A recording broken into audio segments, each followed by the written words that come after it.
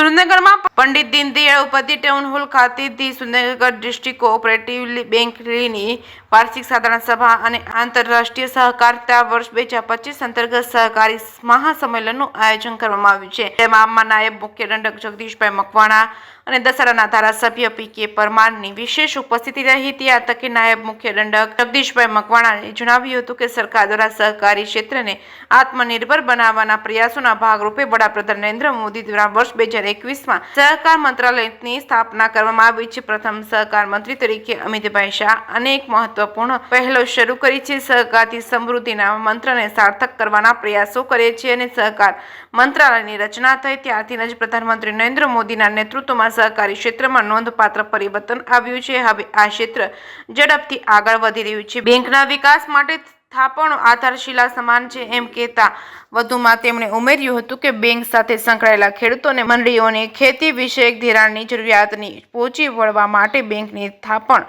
વધારવાની જરૂરિયાત આથી ઉપસ્થિત સર્વને બેંકની થાપણમાં વધારો કરવા માટે અપીલ કરી છે. આ પ્રસંગે શ્રેષ્ઠ મંડળી અને શ્રેષ્ઠ શાખાને સન્માનિત કરવામાં આવી હતી. પ્રધાનમંત્રી જીવન સુરક્ષા વીમા યોજના હેઠળ ₹2 લાખનું અકસ્માત વીમા કવચ પણ આપવામાં આવ્યું હતું. જે કેસવી ગુજરાતી સાથે મહેશ ઉતરિયા, સુરેન્દ્રનગર.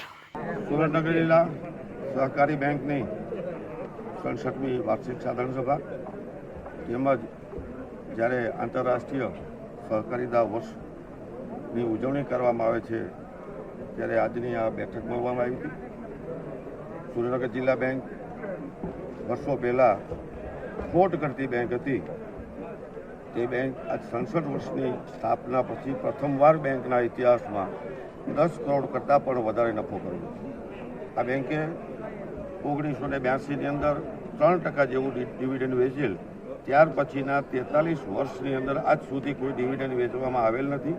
આજની અમારી આ બોર્ડ ઓફ ડિરેક્ટરની મિટિંગની અંદર 10 કરોડના નફામાંથી 10% ડિવિડન્ડ એટલે 3 કરોડ ને 74 લાખ જેવું ડિવિડન્ડ સભાસદોના શેર ઉપર મળવાનું.